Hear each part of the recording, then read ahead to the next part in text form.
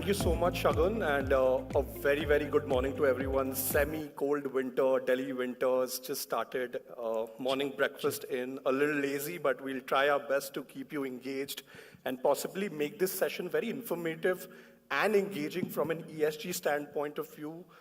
Given that we are doing a master class, we're going to jargonize less and probably give you the practical context and the details what ESG is today. But before we get into ESG, it'll be great if Akanksha, you could introduce some of the work which we are doing at Deloitte, social impact and ESG practice from a consulting point of view. Yeah.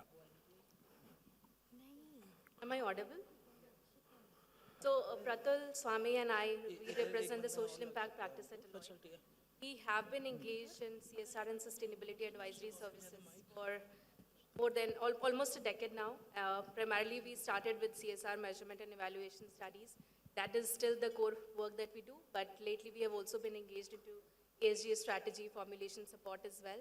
And because this is a new space for the clients that we are working with, we are also supporting them with the technical management unit support in terms of how to implement the strategy that we have evolved for them, how to track the KPIs that we have kind of identified that we will be tracking over the course of next year or so. So that is the core work we do in terms of CSR and ESG. We have practitioners pan-India across Deloitte offices in Bombay, Delhi, Bangalore. And lately, because of the pandemic, we moved to a work from home setup. So we have now practitioners in tier 2 and tier 3 cities as well. That gives us the strength in terms of, because we believe in field-based practitioners knowing first-hand understanding of projects. So that gives us that opportunity to evaluate projects first-hand as well. I'll not take much time because we wanted to, there are several sessions planned over the day in terms of that you will be attending and gaining a deeper knowledge on ESG, but we wanted to start with giving you a very brief introduction of the key concepts, the key elements that we talk about under ESG whenever this concept is being spoken about in media or when it is discussed in a room like this. So I'll hand over the mic to Pratul. Sure. Thank you, Akanksha. So this is the team with you today. You've met Swami, Akanksha, and me. We pretty much steer the social impact and ESG agenda at Deloitte from a consulting point of view. We work with a lot of clients to strategize on their ESG transformation journey, reporting, and also showing them the vision that how it's important to adopt ESG from a strategic point of view, which has a business and a sustainability angle towards it, right? So now we have the context. What are we going to do today with you in the next 40, 50 minutes would be to deep dive into what is ESG, why is ESG important, what are the different ESG identifiers, a lot of these terms which you hear, what do they mean, and possibly if we have time, we could do one case study on the current ESG segment. Be participative. We would prefer you guys to also voice out because it's a mega trend suddenly which has emerged, and make sure you even if you have any sort of doubts, don't shy away, speak to us, probably cross-connect. It's always good to learn. Yeah? Right, so what today is about? To understand ESG and its importance, to understand the key identifiers across the ESG space. We are not going to give you a strategy. We are not going to give you a solution today. What we're going to do is we're going to help you demystify or decode what ESG is. How many CSR professionals here? A quick clap of hands, not raise of hands, clap of hands. Not very loud, not very loud. How many people from the academia, researchers? So that's Dr. Swami for us. Okay, and how many participants who are sustainability heads, ESG heads at their organizations, who are manning this agenda, driving this agenda? Semi-loud. Individuals, entrepreneurs, clap of hands. I think it's, if I draw a pie chart, it should be like a 5, 8, 9% of each segmentation today representing.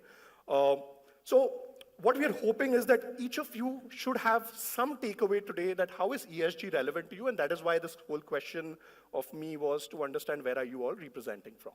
Perfect. Cool. A poll, I'm not running a Mentimeter as I want to interact with you.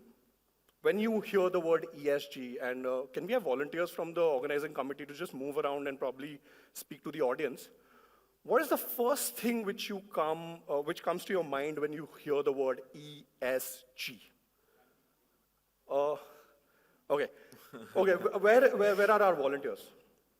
And I'll try to get responses from academia, CSR heads, ESG heads, philanthropic foundation heads, and possibly students if they are around, fundraisers, or even peers who are in the consulting space. So can I have like a double clap from someone who wants to express what comes to your mind when you hear the word ESG? So for Framework, okay. for me, it's greenwashing. Greenwashing. Who's heard of greenwashing? Please, everyone just raise your hands now. I've heard of greenwashing. Give the mind to Karthik. Not whitewashing, it's called Shagun. greenwashing. Yeah? Karthik is. Thank you, sir. Sustainability. ESG is equal to sustainability. Let's just recall these words when we end the session, right? Compliance, okay. Planting trees. Planting trees, thank you. Pathways. Responsibility. Corporate social responsibility or just responsibility? Corporate social responsibility or just responsibility? All responsibility, okay. Planet ka responsibility. And also, guys, English is a comfortable language for us. Happy to mix other languages. I'm good with Hindi. Akanksha also speaks Hindi. Anyone? Swami? Speaks Hindi. Hindi. So, action towards responsibility. Okay. Regulation, regulatory view. Okay. So we've had some sustainability heads, philanthropic foundation heads speaking to us, giving their opinions, some Green CSR heads. investment? Someone who's a student or an entrepreneur?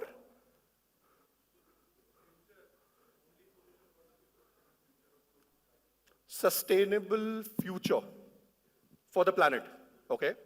Green investment? Green investments. Fraud.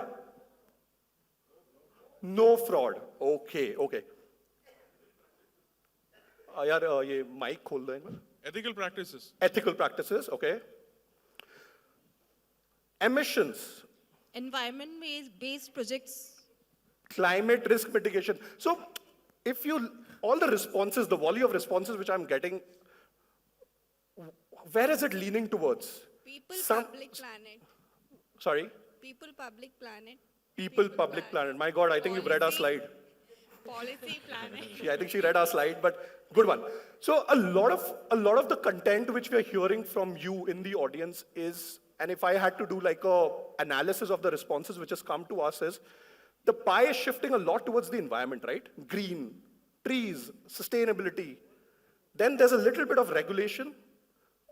There's a little bit of jargonization, greenwashing,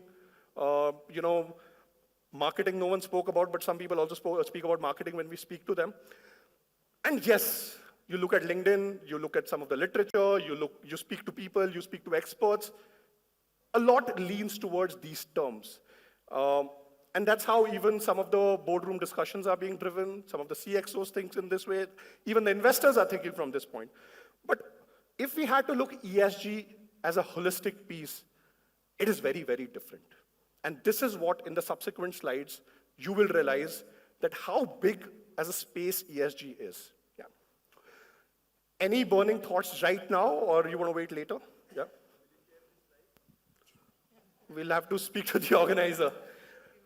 But yes, we are hoping we don't have to share the slides with you. We should be clear enough to communicate what we articulate with some of the business leaders in the boardroom so that you, when you walk out of this room, have enough understanding of what ESG is. And I'm saying it again and again just to ensure your grip to these slides. Thank you. Awesome. Now let's see what ESG is, right? This is some of the material which we got through our secondary research and what is in the public. This column, can we have someone read this? Can I have someone from a philanthropic foundation read the first headline to me? where Mark Zuckerberg's photo is. And possibly you should read out 11,000 layoffs announced as well, yeah? So who's going to read this line for me? And can we have the mic moving a little swiftly if possible? Anyone?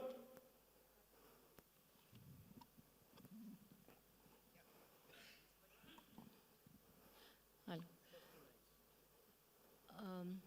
So what do you want me to read? Dangerous? Just the headline, just the headline. Okay. So it says, lakh crore gone. 3.8 lakh crores gone. 3.8 lakh crore Awesome. gone. Yeah. Dangerous heat waves. Dangerous heat waves engulfs parts of China, US China, and Europe, right? Thank you. Indian context, Assam floods, water recedes in many districts, 6 lakhs still remain affected. Air pollution kills 10 million people a year. Why do we accept that is normal? Awesome. Yeah. What do these headlines, what do these headlines signal to you? Disaster, climate change, yeah? You're not looking after the climate, you get these headlines in the media. Move down. Chevron shareholders blast CEO Mike with over human rights violation. Why are we talking about human rights in ESG? It's a planet thing, no? Yeah? It's to do with the planet, right? Right, Akanksha, Swami? That's what the majority thinks. Human rights, big word to be noted. Very recent case, a prominent stock exchange of this country, which was flagged out, had favored select brokers. This is not related to the climate change agenda. This is not planet. Thoughts? Governance, perfect. Dow Chemicals, the Bhopal gas tragedy, not a very recent phenomena. In the past, something very dangerous happened. We're bearing the consequences. Hunt for the talented, the great resignation. Not climate change, right? Not a governance issue. What is this? Social. Volkswagen will bell down, marrying environment, of course. More women in boardroom mean better climate change policy. We're talking about climate, we're talking about women. What is this? DEI. So guys, sorry participants, reading headlines is a good way to decode ESG.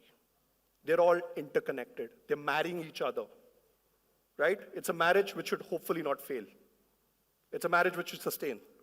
So that's how you need to start looking ESG from a layman language. Are we engaging? Are we getting this concept a little clearer when we're reading this media news? Awesome.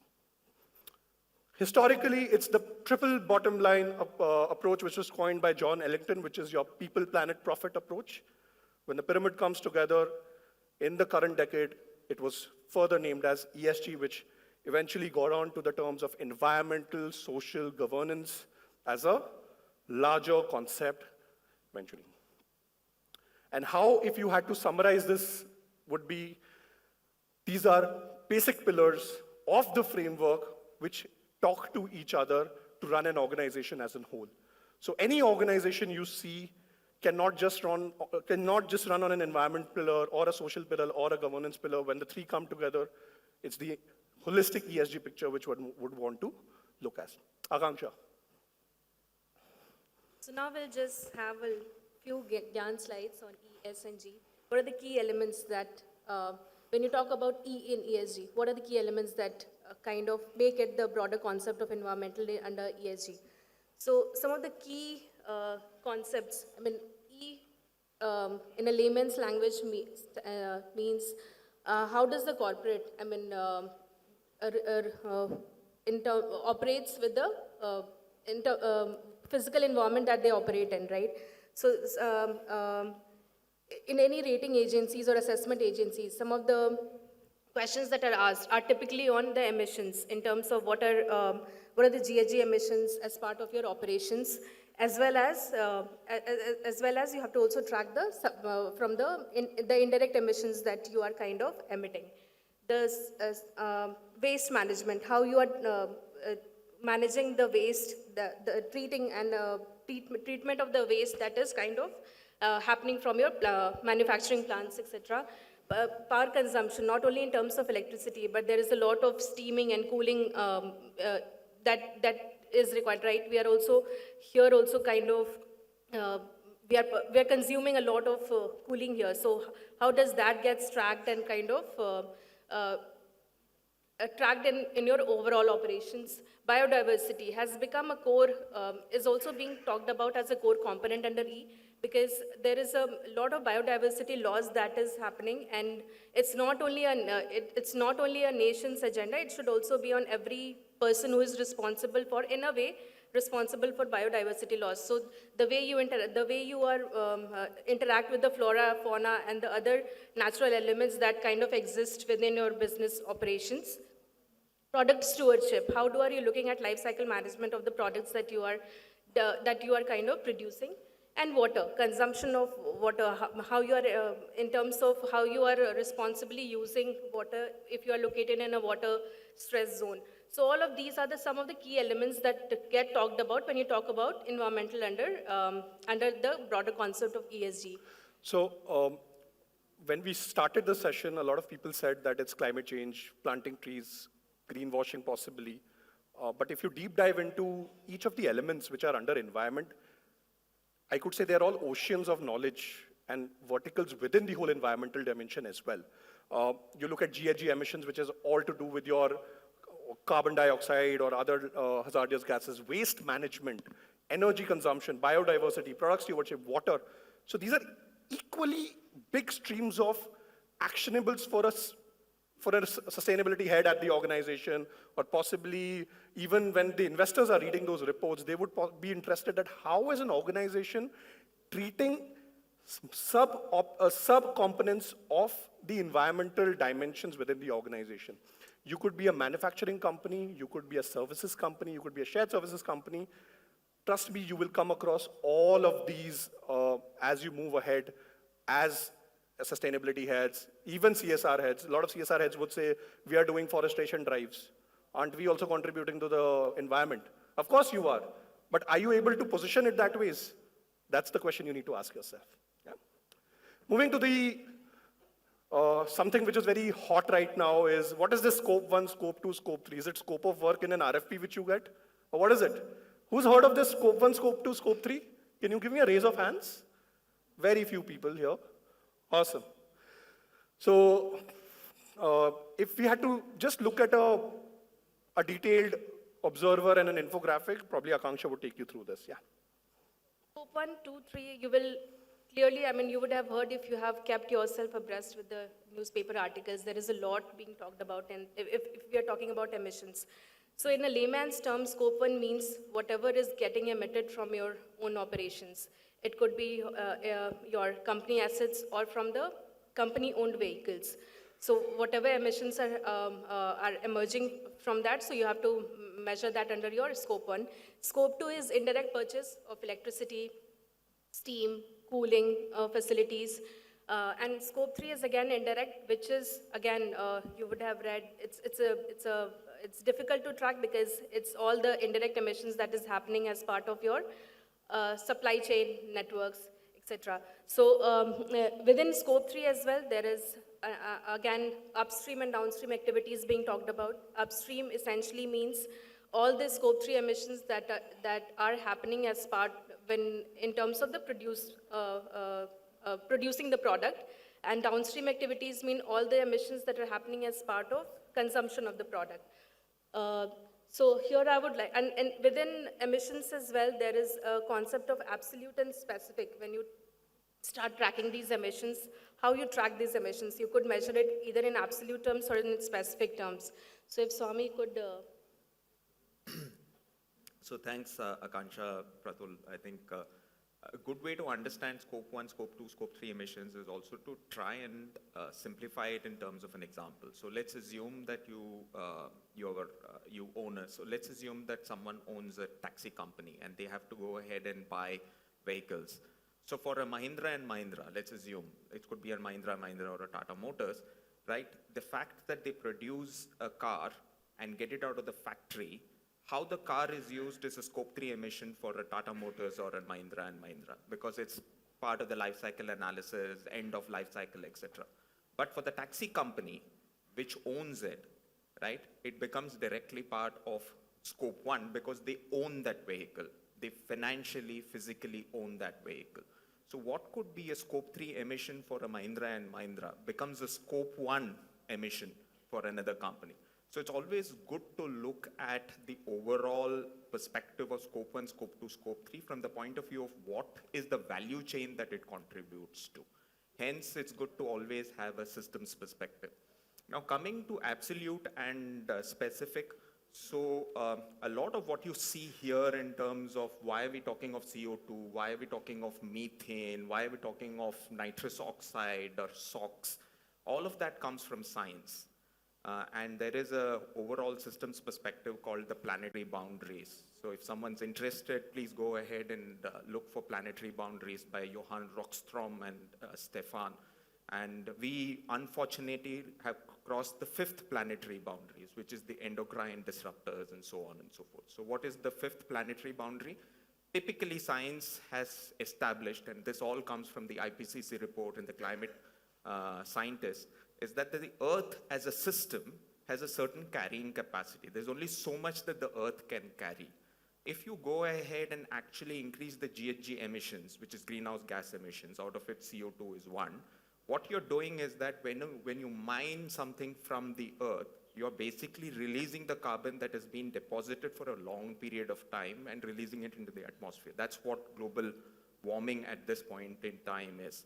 Now, when you look at an absolute or a specific intensity, GHG is divided into one, you can turn it into carbon dioxide equivalent, which means that there are certain GHG factors. To give you a simple example, hydrofluorocarbons has a warming potential of 23,000. What does it mean? It means that scientists have estimated that 1 kilogram of carbon dioxide has a certain warming potential. So 1 kilogram will give you this much amount of warming. A hydrofluorocarbon, that same unit equivalent, has a warming potential of 23,000. Hence, there is a lot of focus on hydrofluorocarbons, cooling, etc. Right? So absolute and specific is about the amount of carbon dioxide equivalent. It could be in the form of GHG, it could be direct carbon dioxide that is emitted into the atmosphere. That's absolute. So for instance, if I'm going ahead and producing this mic, there will be a certain amount of carbon dioxide that's emitted.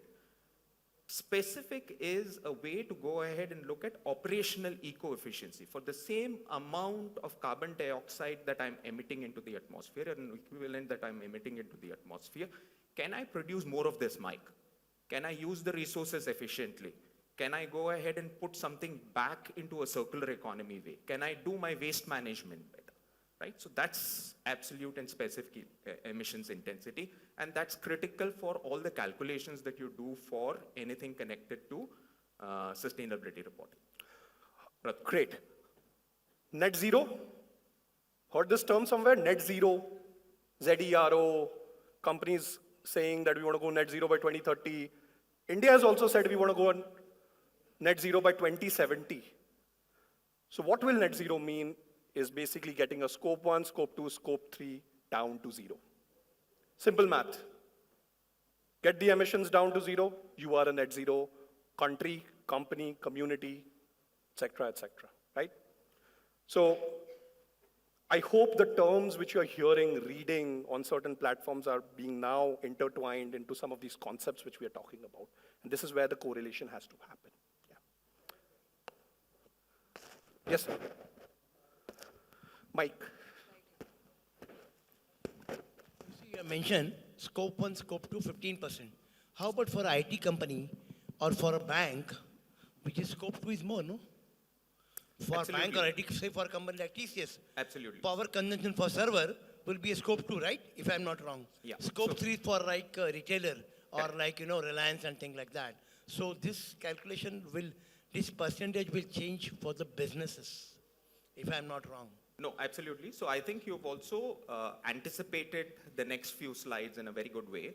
Scope 3 accounting is still a work in progress because there is enough data to indicate that so any company that has a global supply chain, almost 96% of their emissions in terms of what is being emitted into the environment is still not accounted for because it's scope 3. And there is no good way of accounting scope 3 at this point in time. But having said that, that doesn't mean that you can't really account scope 3. You can account for scope 3, and those are some of the regulatory requirements that are coming in, not just in India. So for instance, a lot of the companies will have to move from a BRR to a BRSR. And there are also global regulatory requirements that are coming. But if you're a little patient, you will find all of those coming up in the later slides. Awesome. So let's go to social now. Before I get into social, how many people think social is only CSR? And be very honest, even I used to think that way for about a couple of years back. How many people think social is just CSR? I guess we'll do an offline chat later. But anyways, Akanksha, social. Social is anything to do with how you manage your relationships, not only external, but as well as the internal relationships that you have. It will be with your employees, with how you engage with your customers, suppliers, and of course, the community bit of it. So a lot of key elements within social, but we have highlighted 7 of them. In terms of diversity and inclusion, how you are looking at improving the diversity of the employee base that you have. Not only in terms of gender, but diversity could be in terms of socioeconomic groups, in terms of hiring people from some specific groups like LGBTQ or persons with disabilities. And it does not stop at diversity.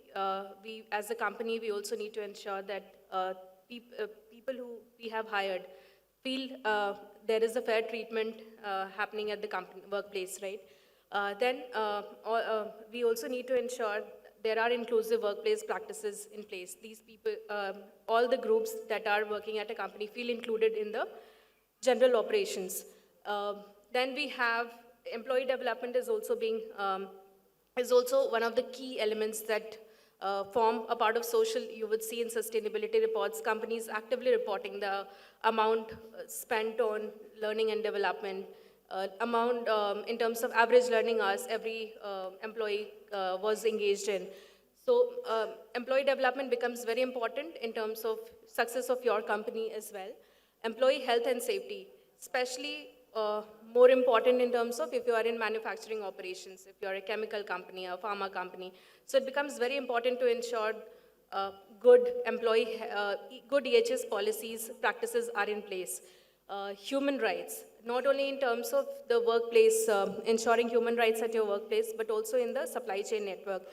You would have read several, there is always a debate when you talk about big retail chains, fast fashion, procuring material from third world nations, and a lot of times human rights are getting violated at these factory operations. So it becomes very important to not only ensure how you are addressing the human rights issues at your own workplace, but also from the suppliers with whom you are interacting with. Customer management, it is a concept that has moved between social and governance. It used to be in governance a few years down the line, but now it has moved to social and governance. How you engage with your customers. It's not only in terms of managing the customer expectations, but also ensuring that you are taking regular feedback from your customers and also publishing the results of those, because it's also about how you publicly disclose the ES and G parameters in your sustainability, in your IR reports, etc. Talent attraction, how you reward the employees in terms of not only your executive leadership, but people who have stayed with the firm. What are the policies around attracting diverse talent? You would see companies have evolved innovative ways, innovative campaigns going on all these job portals. So these are different elements that kind of altogether come together and form the social under governance. Community investments, of course, majority. I mean, India is one of the pioneers in terms of mandating CSR. So typically corporates are in India are quite evolved in terms of their CSR operations, and also kind of actively tracking, measuring the outcomes and impact of the project. So we will not kind of delve deeper into that concept as of now. But yeah, it's beyond CSR, it's how you manage your internal as well as your external relationships, and how you properly track all the feedback that is coming in, and how you are disclosing it in the public domain. So to round off social, It's a blend of your human resource management practices, community investments, as well as managing your customer expectations. By customer expectations, there are different ways. You would have heard of how you have an employee engagement survey. You have a customer management survey, which could be a net promoter score based, which could be at an annual level or a biannual level, which also gives a motivation to the company to ensure that, are you hearing what your customers are saying? Are you speaking to them the way they want to understand your products and services? Community investments, of course, in India is extremely mature, while globally, it's a mix of philanthropic and non-philanthropic contributions, which is your time and money-based one-off sponsorships. But India is quite evolved. They want to do a program mode CSR. There should be a defined expenditure, Schedule 7. Globally, of course, it's taken in a very, very different way, more from helping the community. Even organizations have now started measuring impact now in the foreign countries, while India is, of course, moving towards a much matured impact reporting stage. And your HR function, which often we don't realize is a critical stakeholder to get your S rolling. All your investors are going to look at how well this company can retain its talent. Are you rewarding your employees? Are you taking care of their needs? Mental health. Why do you think these issues have come up off late? These are ESG issues. Why are layoffs happening? ESG issues. In fact, Tesla was rolled off the S&P 500 index. It's an ESG challenge, right? And investors are very critical. In fact, there was a report which says that organizations which scored high on diversity, inclusion, and equity were, in fact, the most invested company in the S&P 500 global weightage.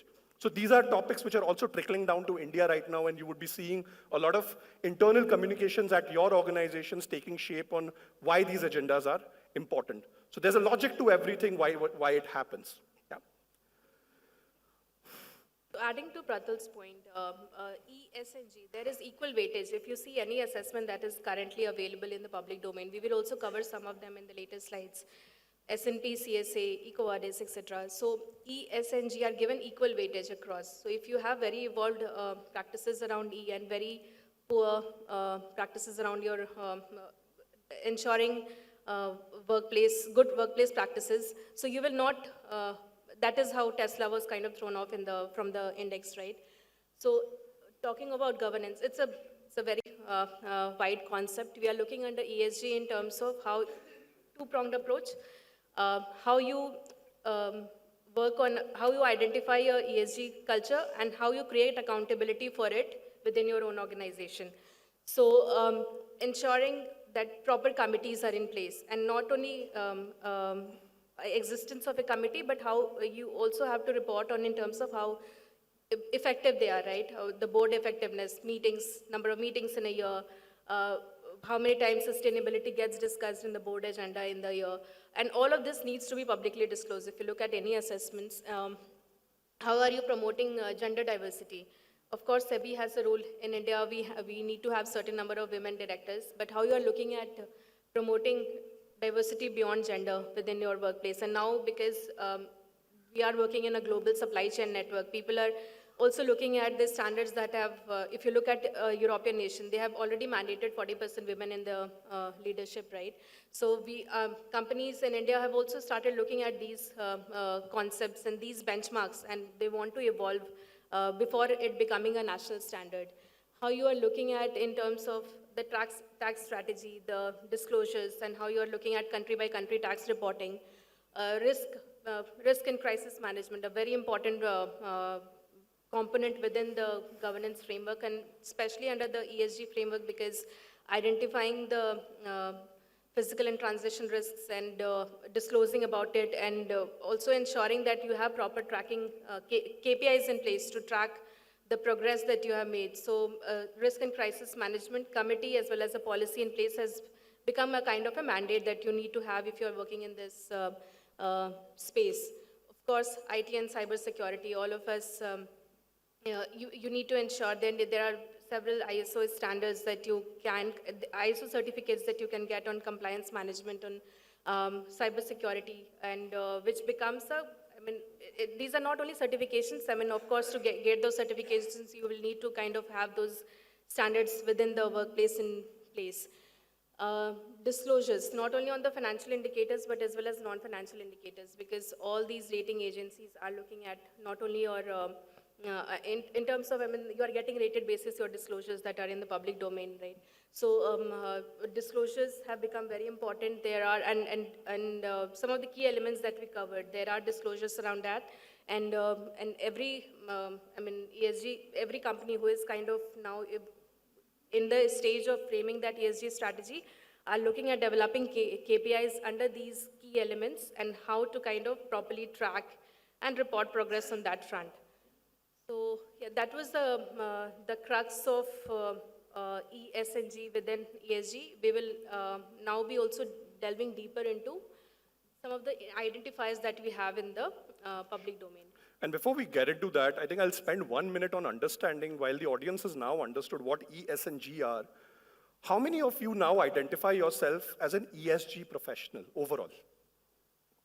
And my first question is, can someone be a holistic ESG professional? Can one person be an ESG professional overall? Can they say that I'm an ESG professional? But we can be parts of that whole ESG framework, right?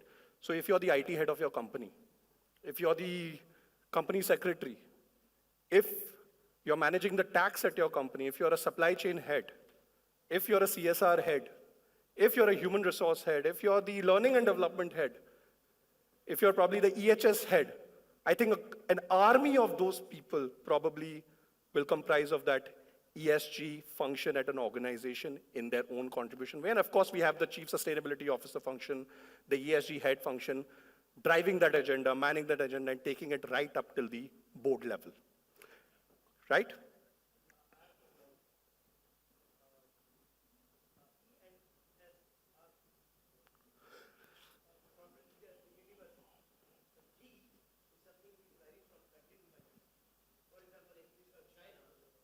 Board diversity, maybe America and other countries.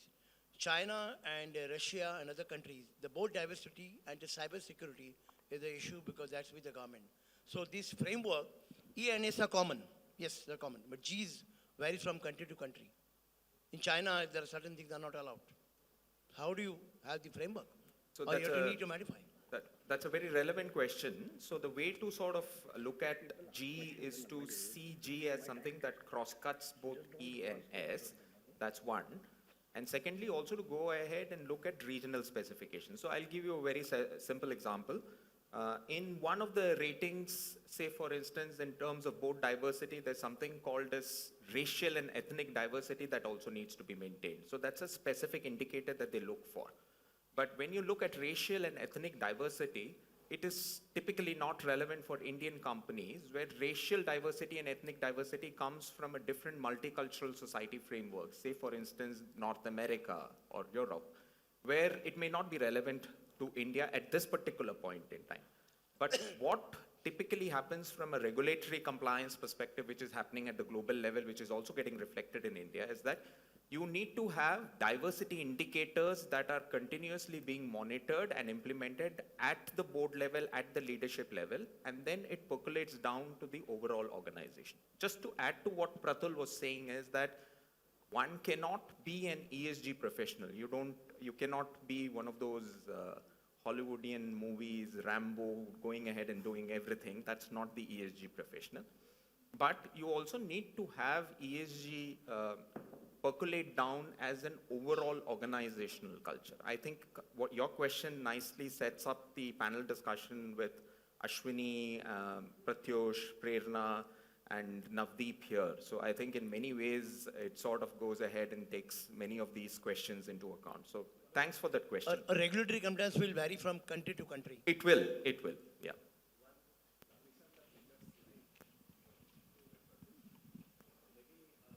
One addition can be here was sustainable procurement, which is, so these days if you go to any even say Indigo air ticket, it comes with GHG emission vis-a-vis cost. Normally people decide based on the cost, but we also need to see that part. Sure. Before taking a commercial. Absolutely, absolutely. Sure. Thanks, sir. Guess we did attempt to cover that in supply chain management, but sustainable procurement is an evolving concept and a much more apt word when we talk about the sustainability bit. Quick strategic differentiators. If you are using ESG principles to drive your business strategy, not only are you differentiating from a brand perspective, you're innovating, you have an operational efficiency embedded in your operations, which is also a cost-saving measure. Access to capital, a big, big requirement of ESG today is also an investor requirement. If you're not ESG compliant, you may possibly have a very hard time raising either private equity or foreign funds, or now also trickling down to some of the leading Indian funders. Risk mitigation, a big, big framework which ESG right now uses is that how are you mitigating your risk from an environmental, which are your climate change, your social, and your governance risks, and your talent retention. Most of the organizations today are all people-driven, right? People drive organizations. Robos can't still run the organizations. So if you don't retain the best talent, you're going to have it very hard to run your operations. And also, it's a millennial expectation right now that companies are sustainable, more socially inclined, and take care of their not only physical health, but also mental health. Guess we are a bit on the crunch of the time, but if you have to look at the overall timeline, the modern timeline of ESG, I think we could say the past 2 decades have been essential in forming this concept, right from your Kyoto Protocol to bringing in the CDP framework, the integrated reporting, the science-based targets, which are also now being adopted at a sector level, the TCFD, the Task Force for Climate-Related Financial Disclosures, then the COP26, which also brought in the Paris Agenda again, and from an Indian perspective, the BRSR, and Swami, possibly if you could spend 5 or 2 minutes on the BRSR and its implication for today's ESG leaders and organizational, for the governance bit, yeah. Sure. So I think this slide may appear to be a very busy and dense slide. So the whole idea is not to overwhelm all of you, but give you a certain sense of a historical perspective of where we've landed up. I think what needs to be really focused on is, of course, the BRSR, but it also directly connects to what IFRS and IASB is doing globally. So even as we speak in COP27, IFRS has come out with their S2 reporting framework, and their S2 reporting framework is something that eventually will also come into India, and it's going to inform BRSR. So what does it mean? It means, so from a big picture perspective, it means 3 things. One is that you cannot start looking at ESG and then narrow it down and simplify it and reduce it to just E, right?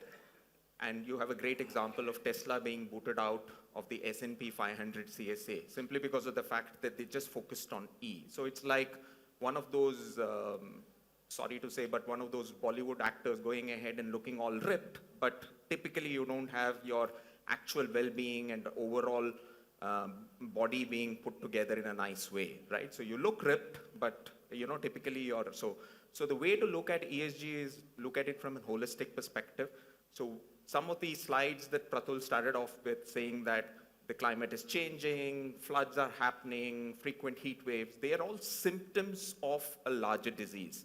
And that disease needs to be tackled through what is called as an ESG, and ESG needs to be seen together in an integrated way. So to get back to BRSR, BRSR is now looking at an integrated reporting framework. And as an integrated reporting framework, your environmental parameters, while they are easy to measure, they are quantifiable, you have science backing it up, BRSR also says that S&G are very important. Because ultimately, when you do something, you're doing it for what? And how are you doing it? So there are what and how questions. Right? You can have a great planet, but if your great planet is not livable for people, then it doesn't make sense. And people have to work. They're either part of an organization, they need to be treated right, they need to be treated ethically, they need to be paid on time. The CEO compensation to actual management metrics have to be done in a certain way so that you don't have income equality, you also don't contribute to wealth inequality. These are critical issues, and hence ESG is now going to be seen, and increasingly regulatory and compliance disclosures are going to a place where E, S, and G are going to be put together.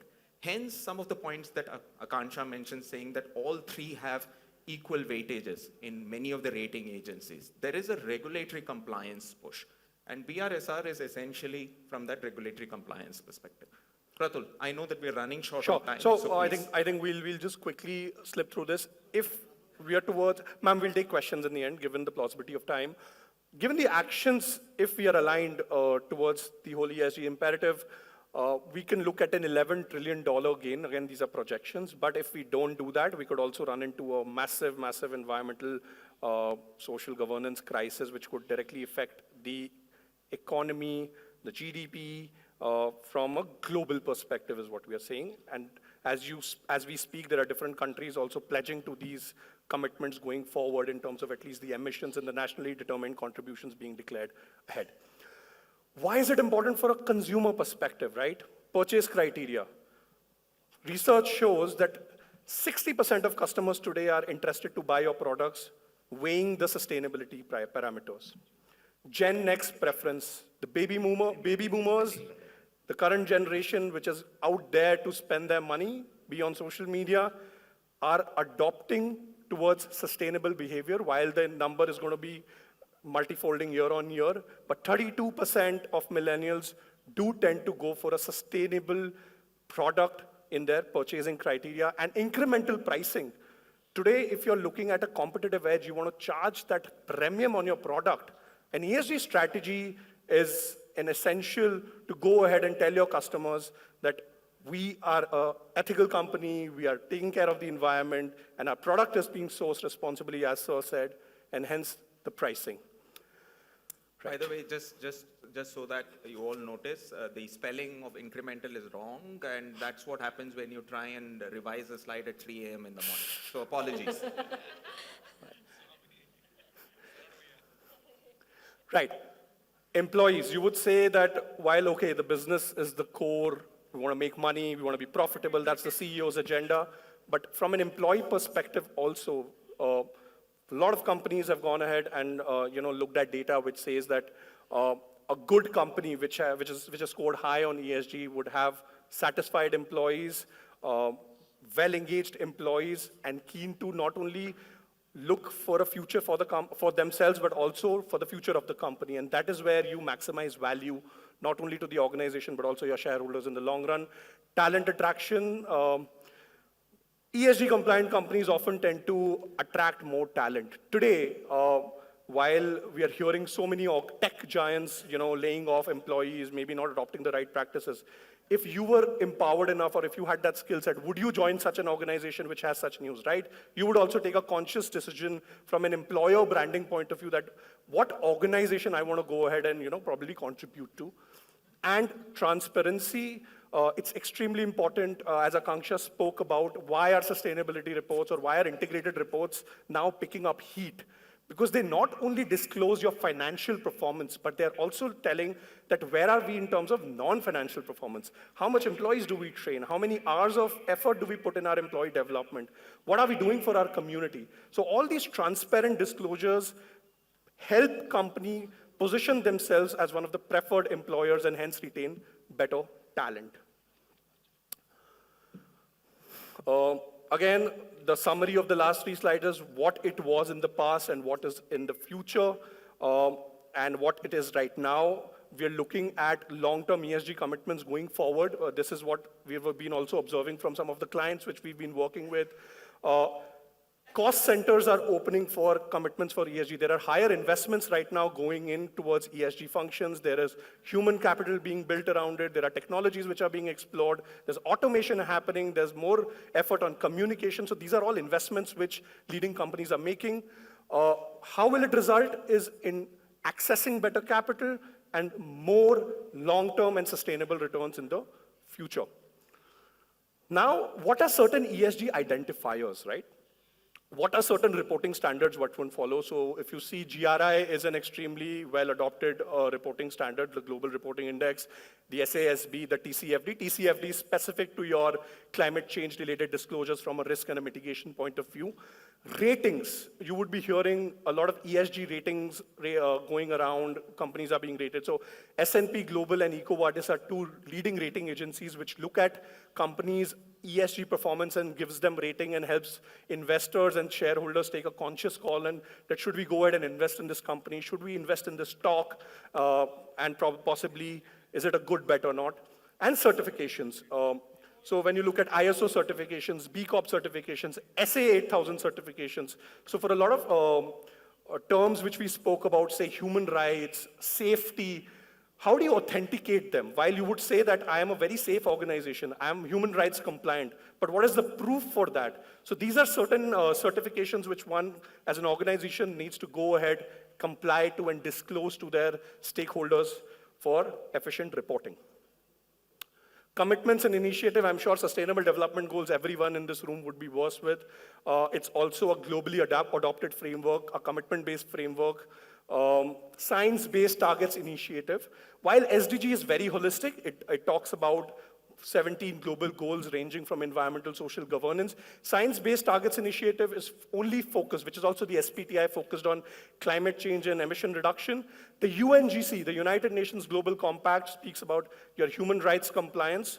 So as an organization, if I'm saying I'm human rights compliant, I could possibly be expected to be a signatory or a member to the UNGC Compact and the International Corporate Governance Network. So they're all married together. As I said, E, S, and G would have different commitments and frameworks interplaying. And if, as an organization, you're aligned to most or all of them, it's a strategic advantage you'll always enjoy in the competitive market. Similarly, we spoke about GRI, SASB, TCFD, and integrated reporting. Integrated reporting, of course, is right now the most adopted framework which talks about your financial and non-financial disclosure. So if I had to give you a mathematical equation, an IR is equal to annual report plus sustainability report plus BRSR is equal to your IR. Simple, layman language. So it's a mathematical equation you can look at. Don't think that, oh, this is a heavy report, 300 pages, how do I read it? It's simple, you need to read the IR in pieces and look at financial, non-financial, and your ESG level disclosures. The ratings which we spoke about, EcoVadis, S&P Global, CDP, if today you are coming from a human resource background, you are a chief sustainability officer, you're a CSR head, you could be a corporate governance professional, and your company is right now looking at ESG ratings, you will hear these words, you will hear these assessments, because these are assessments which are right now very actively being adopted in India. It's a 100 mark scoring which S&P Global does, and this is a publicly disclosed rating system. It is part suo moto, part participatory, where you participate, you go ahead and give them that ESG disclosure, and they will give you a certain weightage, ranking, and peg you to your peers and your industry going forward. And yes, so possibly we are on the brim of time, but that was the overall masterclass on ESG in terms of why, what, and how. We did have some engaging questions in the middle. While I would want to understand if we can take more questions. Fine. I think we have someone from the team.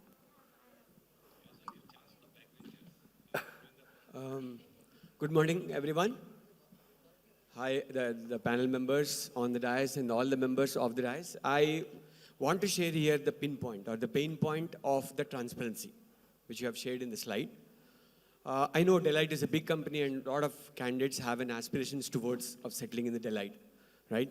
But I just want to know from you that how Deloitte is focusing on the tier 2 and tier 3 institutions, because I hope you understand tier 1, tier 2, tier 3, which are the colleges you focus on the attraction of the new talent and how you're gonna give them assurance that Deloitte is gonna be there for you. So because it been a lot of happens in IITs. The selection will happen in IITs or the topmost institutions. But when it comes to tier 2 and tier 3, I just want to know from you how Deloitte is going to be focusing on that. So what we'll do is that we can have an offline conversation on that. Because if we can focus on the questions for ESG, we'll pick that up. We can have an offline conversation once the session's over.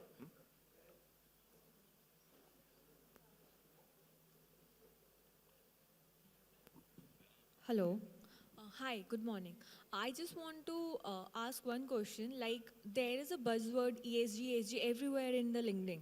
So, as suggested in the slide, that there is nothing something called ESG consultant, like one person cannot do all of the things. So why this ESG consultant position is there in this field? Like why a position called ESG consultant is there? And second question is there any mandate for social reporting? Because environmental reporting is already going on and people are reporting their indicators in sustainability reporting. Is there any mandate for social reporting also? Can I Yeah, Akanksha, please. So, in terms of social reporting, see, India is quite evolved in social reporting, right? Indian companies had to mandatorily disclose the work that they are doing in terms of CSR front.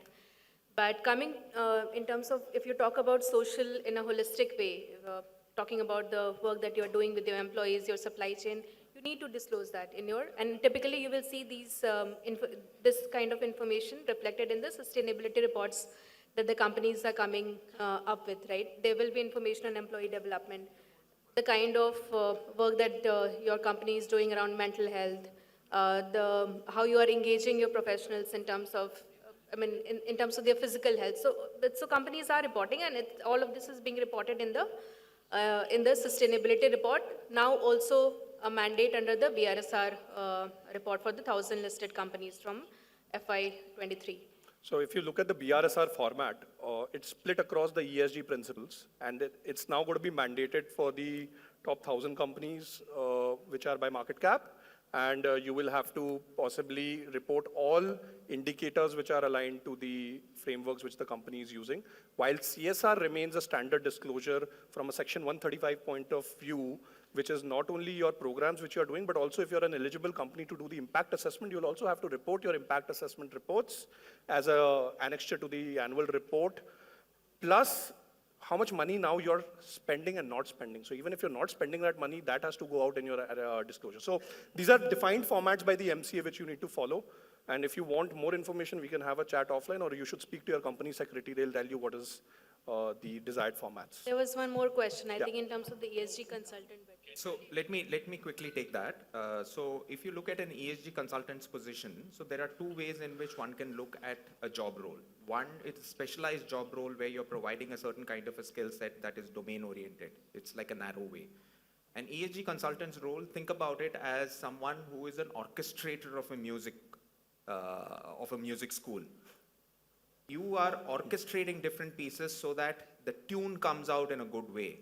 So an ESG role is an orchestrator role, and for an orchestrator role, you need to have enough of an visibility into different aspects of an organization so that you are able to bring together an ESG culture, and there is a certain tune that needs to be played, because otherwise the planet is out of tune. So you need to get in tune with the planet. So that's one good way of thinking about it. Hi, just a quick question which I had earlier during the presentation. How does one decide what reports you need to report? Because there shouldn't be multiple reporting, right? So do I do only BRSR, then I don't do CDP or GRI or IR? How does one understand okay. that? So what you need to do is defined by the MCA, right? You have to do an annual report. If you're falling under the BRSR mandate, you'll have to do it. Now an SR and an IR is a complete management's call. It's about, when you look at a strategic choice, right? If I'm a Mahindra, and if Tata is doing it, or possibly some of my global peers are doing it, why would I want to stay back, right? So mandates and strategic choices, when they come together, is when you start adopting what frameworks you want to do. And of course, at the end of the day, it's what is moving right for what organization. So thank you so much. I think I've been told very strictly by Shagun, no more questions. So thank you so much for being such an attentive audience. Really appreciate it. Thank you. Thank you so much.